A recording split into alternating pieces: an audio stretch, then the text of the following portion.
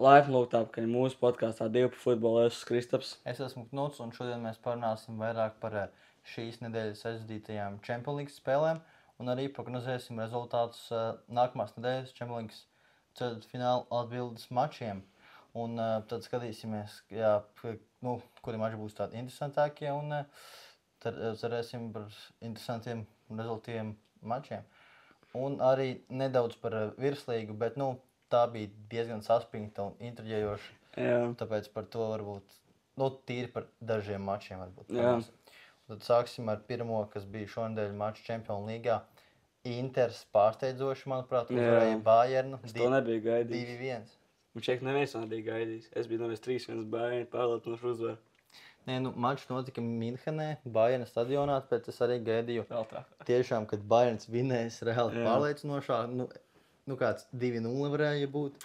Bet tomēr Inters parādīja, ka viņi ir ļoti konkurētspējīga komanda. Ka viņus nevajag par zemu vērtēt. Jā, tieši tā. Viņi, principā. Un tad prognoze atbildes mačs būs Milānā. Es tomēr teikšu, ka būs 2-1 uzvarēs Bayerns pamatlaikā un papildlaikā Bayerns tomēr tiks tālāk, manuprāt. Es saku, ka arī 2-1, bet noies līdz pendelēm. Un pendelēs? Bayerns uzvarēs. Cerēsim. Un tad ļoti pārsteidzošs mačs bija Londonā, Emirates stadionā, kur Arsenal ar 3-0 uzvarēja Real Madrid. Un 2 fantastiski frīkiki padevās Deklanam Raisam. Hala Madrid, bet šreiz bija traki visiem Real Madrid faniem un visai Real Madrid komandai. Es domāju, ka Real Madrid skambekos vismaz būtu kaut kāds 3-0 nākošajām mačām, tad līdz pendelēm noies. Vismaz tas būtu forši. Tas būtu tiešām iespaidīgi, ja Real tiešām atspēlētos. Mēs esam pamanījuši, ka Real visu laiku atspēlējas. Viņi ir atspēlēšanas karaļi. Jā, viņi tiešām prot atspēlēties pret jebkurām komandām, bet es tomēr prognozēšu, ka Arsenal zaudēs 2-1 izbraukumā, bet tāpatās tīks tālāk, jo Realam tomēr atspēlēt 3 vārds pret tādu komandu kā Arsenal, kas ļoti labi spēlē šo sezonu, tomēr, it īpaši Champions League ļoti labi spēlē. Es domāju, Arsenals tomēr tiks tālāk. Jā, bet es ceru par Real. Es arī ceru, ka būs 2 goli Mbappé, 1 Vinijam. Jā, varētu tā būt, bet, tas nebūs. Un tad nākamā spēle Barcelona 4-0 ļoti pārliecinoši savā stadionā uzvarēja Dortmundi. Tas bija diezgan iespaidīgi. Lewandowskim 2 goli. Jā, tas bija labs mačs.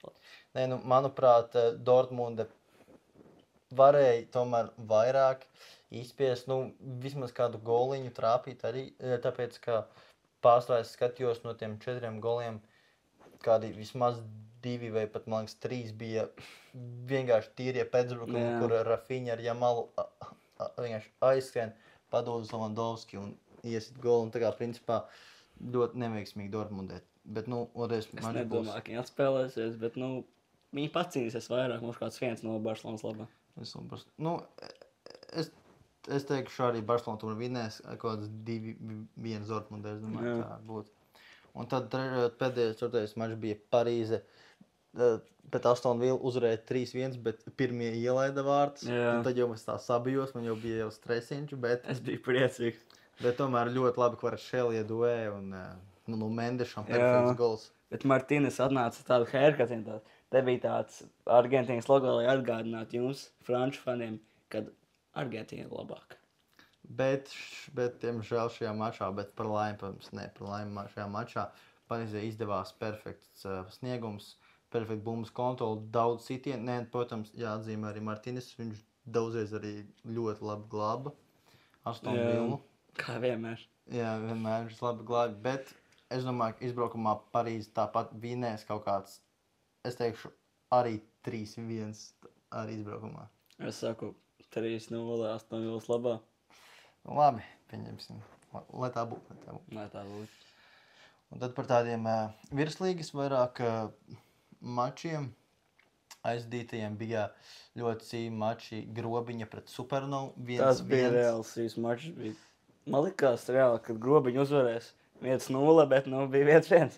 Nē, man atkal pirms mača pat likās, ka Supernova tieši varētu vinēt kāds 2-1, bet tiešām spēle bija ļoti sīva un līdz pēdējiem brīdim un 1-1 tomēr. Es teikšu ļoti pelnīts, godīgs rezultāts arī bija.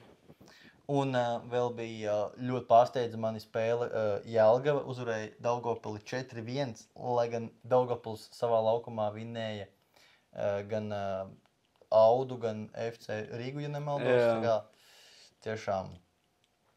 Jelgava man pārsteidza, bet jāatzīmē, ka viņi arī mājās Jelgavā spēlēja. Jā, bet bija loģiski, ka uzvarēja FC Rīgu, tāpēc, ka Puriņš bija vārtos. Man ļoti patīk Puriņš kā vārtsargs, bet tā kā viņš tik maz spēlēs laukuma, kad viņš jau nav vairs gatavs spēlēt. Jā, citu klubu man tas šķiet, ka tas gan arī. Un tad bišķies meta pret FC Rīgu tieši bija viens rezultāts, kur principā jau, būtībā Rīga reāli dominēja to maču, bet meta tā kā uzvarēja pagājušajā nedēļā RFS 1-0, un pret Rīgu arī ļoti labi aizsargājās, un iest fantastisks Alans Kangars no gaisa pēc stūra volijā, tiešām 1-1 diezgan labi metēja. Jā, un paliekot pie RFS-a, es šeit, kad RFS-am viņi pirmās pašgājās zaudēs, atpūtīsies no lielās skatuves, bet pēc tam viņi tā būs čempioni.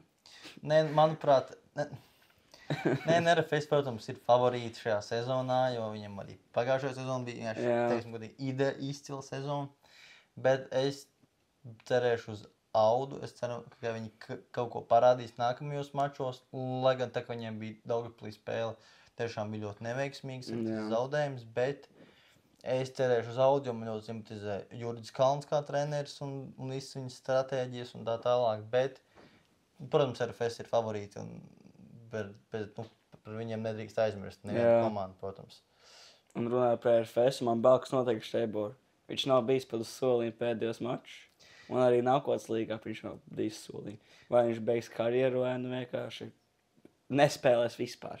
Manuprāt, viņš ir tā kā, varbūt vairāk tādam treneru amatam, manuprāt, pievērsies, ka viņš būs tā kā treneris vairāk, bet varbūt arī viņš spēlēs, varbūt nākotnes līgā kādu maču varbūt arī. Bet es domāju, ka drīzāk viņš varētu arī beigt karjeru, manuprāt. Jā, es gribu, lai viņš pret Ogriņaitu spēlē.